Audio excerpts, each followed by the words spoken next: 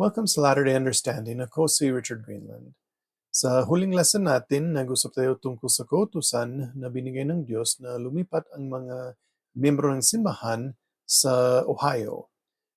Binigay ang kautusan na yan sa isang revelation noon sa December 1830, tapos ulit sa isa pang revelation sa January 1831.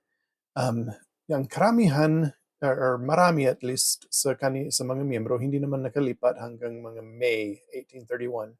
Pero si Joseph at Emma at yung iba nakalipat halos kaagad, mga February, mga end of January, beginning of February banda. Yan nakalipat na sila. Kaya ang mga pag-usapan natin ng mga revelations sa lesson na ito ay binigay sa Kirtland, Ohio sa February ng 1831. Kaya ang isang dahilan kung bakit binigyan sila ng kautusan na lumipat sa Ohio ay dahil bibigyan sila ng batas para sa simbahan doon sa Ohio. Yun ang sabi ng Panginoon sa Revelation. Kaya sa Ohio, ang karamihan nandun sa Kirtland, Ohio, pero meron din mga iba na medyo malapit doon sa mga maliliit na bayan na malapit sa Kirtland. Pero lumipat naman silang lahat malapit doon para mas madali para sa simbahan. Kaya ang unang binigay na kautusan sa mga saints doon sa Kirtland, Ohio ay mahahanap sa Doctrine and Covenants section 41. Itong section ay tungkol sa paraan para maghanda sila para tanggapin ang batas ng Diyos. Kaya basahin natin ang 41 verses 2 hanggang 3. Makinig, o kayong mga elder ng aking simbahan na aking tinawag, dingin ako ay nagbibigay sa inyo ng isang kautusan na kayo ay magkakasamang magtipon-tipon ng inyong sarili upang makaisa sa aking salita. At sa pamamagitan ng panalangin ng inyong pananampalataya, matatanggap ninyo ang aking batas upang inyong malaman kung paano pamamahalaan ang aking simbahan at gawin ng tama ang lahat ng bagay sa harapan ko. Kaya itong sinabi ng Diyos sa kanila, ginagamit din natin ngayon. Kailangan mag-isa tayo, yung may unity tayo, kailangan magtipon-tipon tayo, kailangan humingi tayo ng tulong sa Diyos or mga sagot sa Diyos. Ginagamit yan sa mga pamilya natin, ginagamit yan sa organization sa simbahan, kung sa Elders Quorum, sa Relief Society, sa primary, sa young men, young women, sa Sunday School, lahat ng mga presidency, ginagamit nilang ganyan na paraan. Ganun din, dapat gamitin din natin sa mga pamilya natin, sa mga magulang. Madalas, ginagawa lang ito sa mga presidency or sa magulang sa pamilya. Pero kung minsan, gusto naman natin gawin ang buong organization or ang buong pamilya. Depende naman yan sa gabay ng Espiritu. Kaya yan ang kailangan alalahanin natin dito sa section na ito, na dapat maghanap tayo ng unity sa isa't isa para malaman natin kung anong dapat gawin. Siyempre, gabayan tayo ng Espiritu Santo basta nakikinig tayo, basta nagiging isa tayo. Sa section din na ito, tinawag si Edward Partridge bilang unang bishop ng simbahan. Mas lalo natin malalaman tungkol dyan sa mga ibang lesson. So, pagkatapos ng Doctrine and Covenants 41, mga 5 days pagkatapos, binigay ng Diyos ang karamihan ng batas na gusto niyang ibigay sa mga saints doon sa Ohio. Meron din mga 2 weeks after ng ganyan, na binigyan din sila ng konti pa na dagdag, pero lahat na yan sinama sa Doctrine and Covenants section 42. Itong Doctrine and Covenants section 42 ay isa sa pinakamahalagang section ng Doctrine and Covenants para sa mga miyembro noon. Mahalaga din para sa atin ngayon. Noon, tinatawag lang nila ang batas or the law. Yan yung tawag nila sa section na ito. Marami ang sinabi ng Diyos sa kanila tungkol sa batas niya. Kaya pag-usapan natin ang iba't ibang bahagi nito. Sa una, sinabihan ang mga saints na dahil sinunod nila ang utos niya na lumipat sa Ohio at para maghanda, kaya tatanggapin nila ang pinangako niya. Basahin natin yan sa section 42, verses 2 hanggang 3. Muli kong sinasabi sa inyo, pakinggan at makinig at sundin ang batas na aking ibibigay sa inyo, sapagkat katotohanan aking sinasabi, sapagkat kayo ay sama-samang nagtipon-tipon ng inyong sarili alinsunod sa kautusan na aking ipinag-utos sa inyo, at sumang-ayon hingil sa isang bagay na ito, at humiling sa Ama sa aking pangalan, maging sa gayon kayo ay makatatanggap.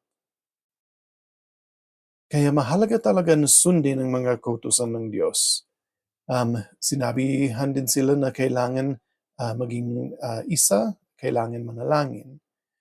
Ang susunod na bahagi ng Revelation ay tungkol sa missionary work. Kailangan pumunta sila na dalawa-dalawa sila na may kampanyang ganyan. Tapos punta sila sa maraming iba't ibang lugar. Ang focus ngayon sa panahon nito ay sa West, yung halimbawa sa Missouri, mga ganyan.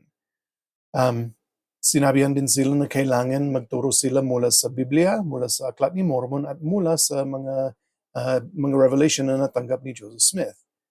Ganun din ang missionary work natin ngayon, kung full-time missionary or member missionary. Kailangan gamitin natin ang mga banal na kasulatan at ganun din ang mga salita ng mga buhay na propeta.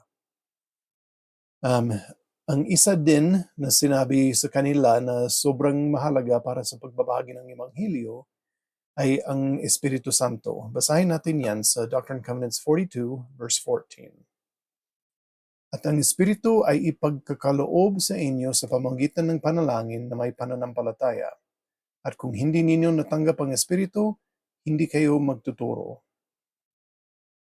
Lahat ng ginagawa natin sa simbahan ay nangangailangan ng Espiritu Santo.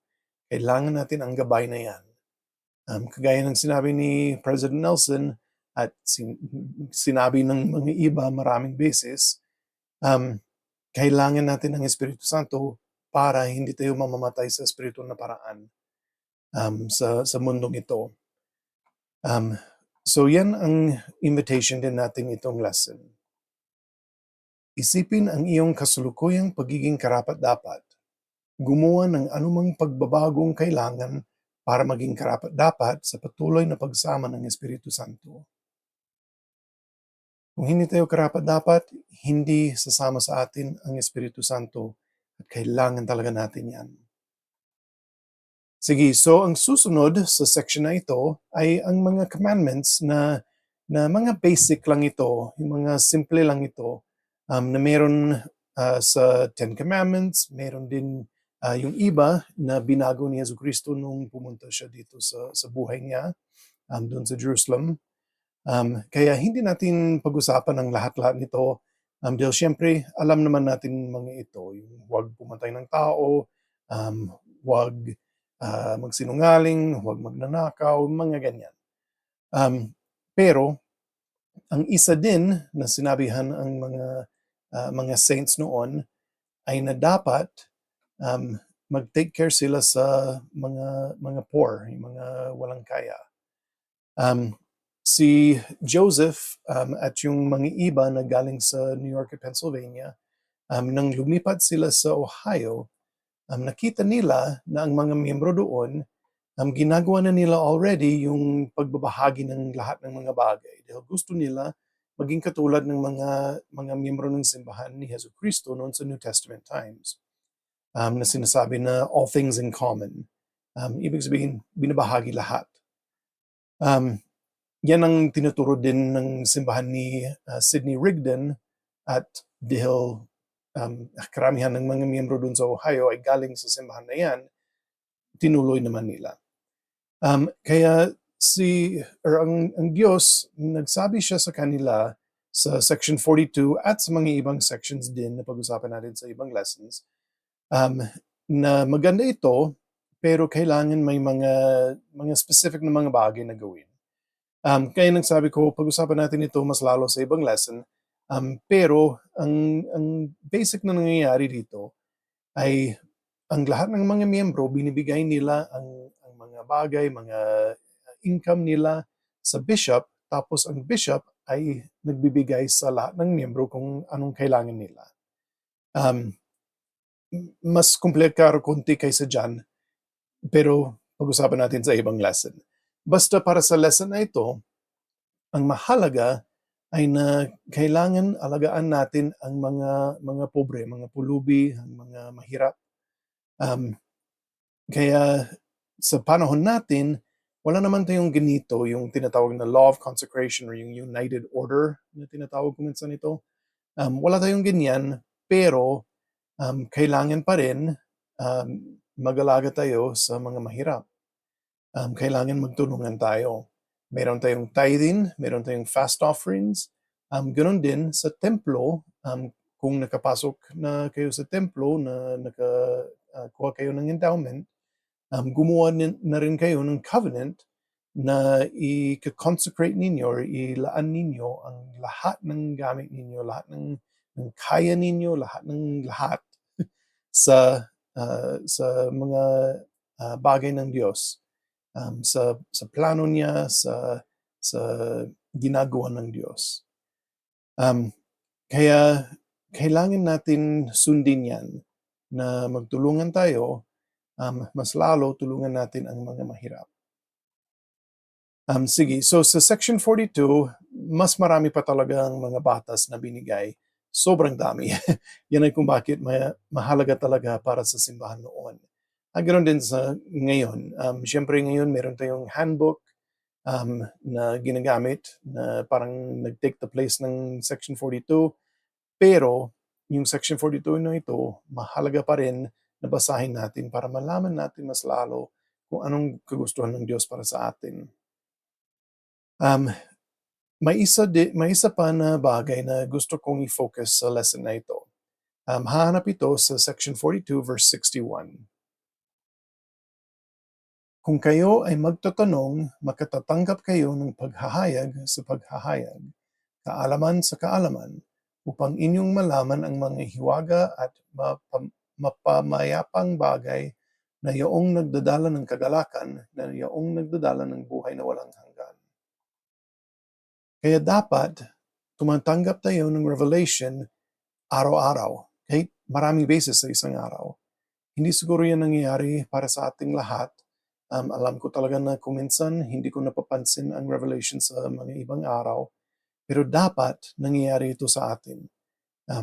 Dapat hindi lang tayo tumatanggap ng revelation araw-araw, pero dapat mapansin natin at magpasalamat tayo para sa revelation na ito. Huwag tayong matakot na humingi ng tulong sa Diyos. Kung gusto niya na humingi tayo sa Kanya ng tulong, humingi tayo ng mga sagot sa mga problema natin, gusto niya na magkaroon tayo ng kagalakan sa buhay natin, kaya nagbibigay siya ng paghahayag sa atin na personal para sa buhay natin. Kaya yan ang journal prompt natin itong lesson. Anong paghahayag ang natanggap ko kamakailan? Ano ang kailangan kong itanong sa Diyos ngayon? Alam ko na mahalaga talaga na sundin natin ang mga batas ng Diyos. Alam ko na tutulungan tayo ng Diyos sa pagsunod sa mga batas niya sa pamamagitan ng paghahayag sa atin, yung personal na paghahayag. Alam ko rin na ang isang batas na pinakamahalaga talaga para sa atin na sundin natin ay ang pagtulong sa ibang mga tao. Mahalin natin sila dahil mga anak sila ng Diyos kagaya natin. At itong iniwan ko sa pangalan ni Jesucristo. Amen. Sige, so sa susunod na lesson, ang pag-usapan natin ay Doctrine and Covenants, Section 45. Salamat sa panonood.